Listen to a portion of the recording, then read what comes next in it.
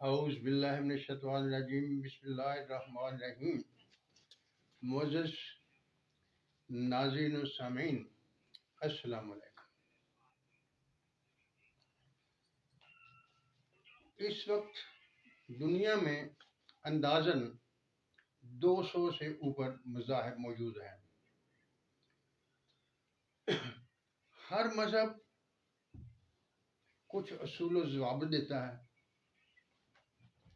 ان کے مطابق اس کے پیروکار عمل کرتے ہیں، اور ہر مذہب کا بنیادی عنصر جو ہے وہ ایک اعلیٰ عرفہ ہستی کے ارد گرد گھومتا ہے۔ اسی کو احکامات دینے کا حق حاصل ہوتا ہے، وہی انسان کی زندگی گزارنے کے طریقے بتانے کا حق رکھتا ہے، اور اسی پر اس کے مطابق عمل کرنے پر جزا و سزا کا انحصار ہوتا ہے۔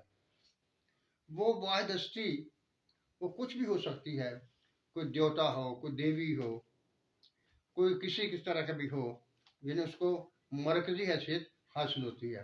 جس طرح اسلام میں خدائے واحد ذوالجلال کو مرکزی حیثیت حاصل ہے اور اسی کے احکامات پر عمل کیا جاتا ہے۔ اللہ تعالیٰ نے اپنا ایک ڈیٹا ہم کو دے دیا ہے قرآن شریف کی صورت میں۔ ہمارے سامنے قرآن موجود ہے، ہم اس کی صداقت پر ایمان رکھتے ہیں، یقین رکھتے ہیں، اور قرآن یہ دعویٰ کرتا ہے کہ میں اس عرفہ و اعلیٰ الہ مالک یوم الدین کا کلام ہوں، اور مجھ میں کسی قسم کی کمی باقی نہیں ہے۔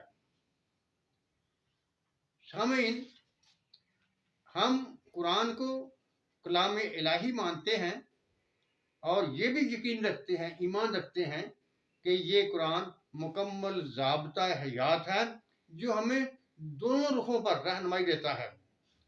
اللہ تعالیٰ کی پہچان کی بھی رہنمائی کرتا ہے اور اس کے احکامات پر عمل کرنے کی بھی رہنمائی دیتا ہے۔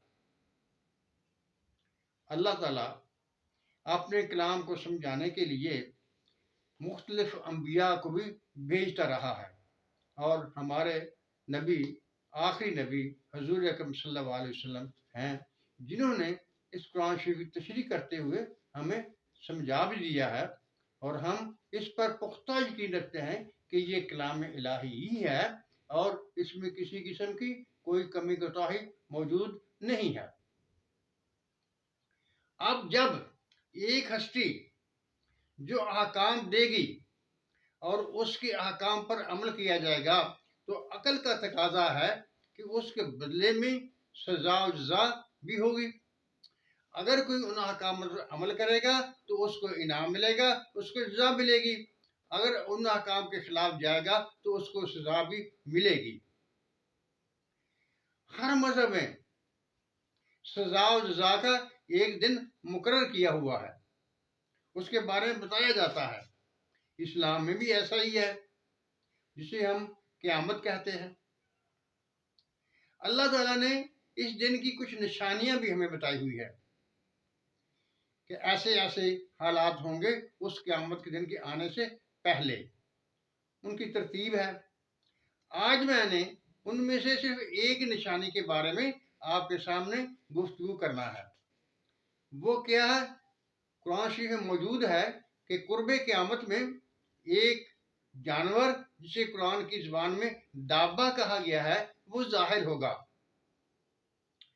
وہ باتیں کرے گا انسانوں سے، انسانوں کی زبان میں باتیں کرے گا، اور نیک و بد کی علامات بھی ان پر لگاتا جائے گا۔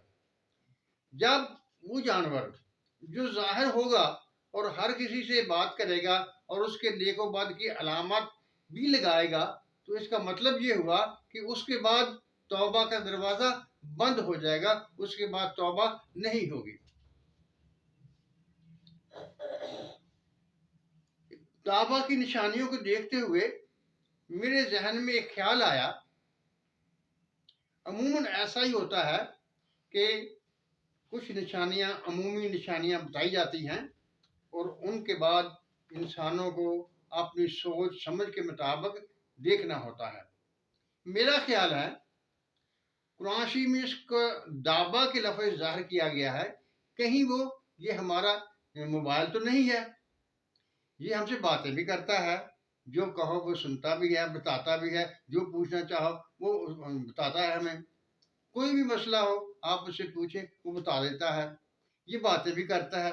اگرچہ دابا جانور کو کہتے ہیں اور یہ موبائل جانور نہیں ہے، لیکن جانوروں کی جانداروں کی تمام خصوصیت اسے پائی جاتی ہیں، صرف ایک چھوڑ کر، یعنی یہ خود بخود چلتا پھرتا نہیں ہے، لیکن حالات سب بتاتا ہے، باتیں سب کرتا ہے، اور دابا جب ظاہر ہوگا تو اس سے پہلے پہلے توبہ کا وقت ہوگا، اس کے بعد توبہ کا وقت ختم ہو جائے گا۔ میں یہ سمجھتا ہوں کہ دابا یہی موبائل ہی ہے جو ہم سے باتیں کرتا ہے، اور ہم کو اس وقت سے پہلے پہلے توبہ کر لینی چاہیے، اپنی کمیوں کوتاہیوں کو رب سے معاف کر لینا چاہیے، اور یہ قرب قیامت کی علامت ہے۔ ایسا معلوم ہوتا ہے کہ قیامت نزدیک آ چکی ہے اور اس کی آخری نشانیاں ظاہر ہونے والی ہیں۔